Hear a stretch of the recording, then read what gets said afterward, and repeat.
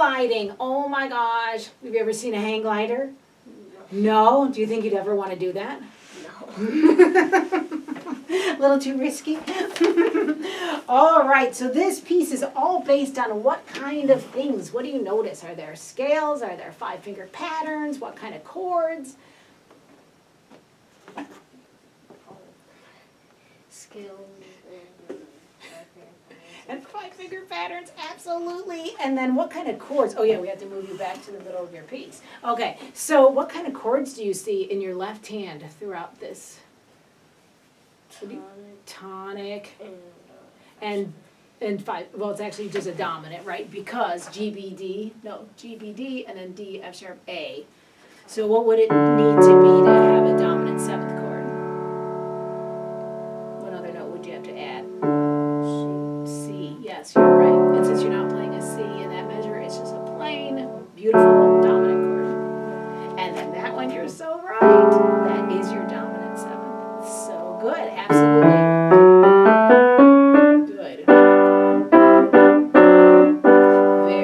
Okay, so I'm ready to hear you play. We'll talk about it after you play it.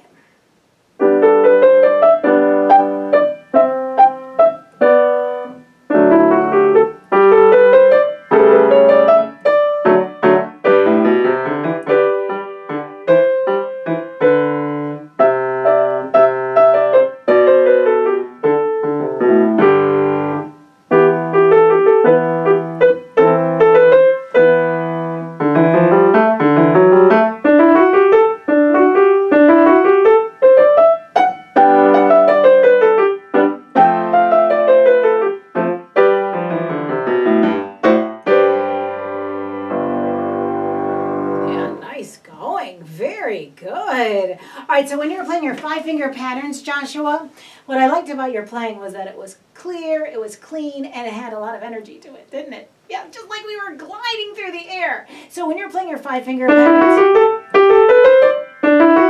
again, think about where you're playing on the pads of your fingers, okay, and think about nice, strong knuckles. Okay,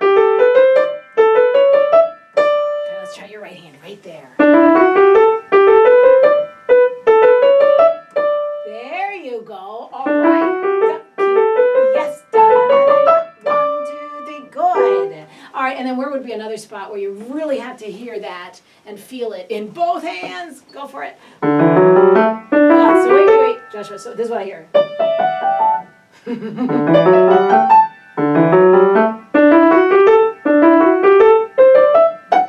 Good. Okay. So that's much better, isn't it? Much clearer. Okay, so let's take it from that spot right here. And let's get that surge going as you're going through the air, so you're really making what kind of sound here? A big crescendo, and when you get to here, full throttle. Okay, let's take it right where you have your five-finger pattern.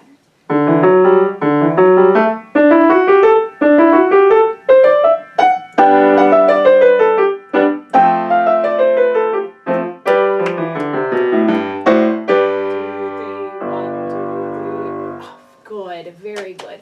And at the very end are some very nice musical symbols. And they look like an eye with an eyebrow above it. What are those called, do you know?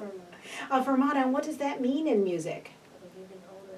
Yeah. And do you want to do that? Like, why would it be important to hold those notes on for a little bit longer for this piece?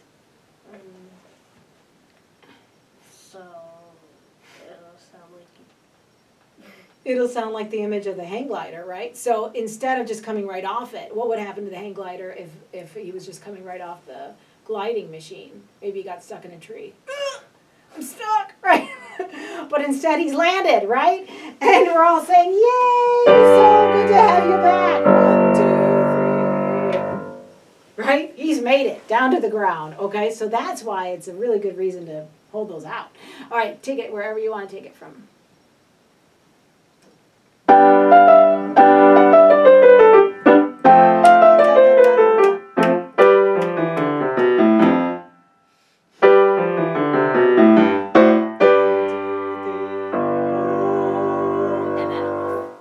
Isn't that more satisfying?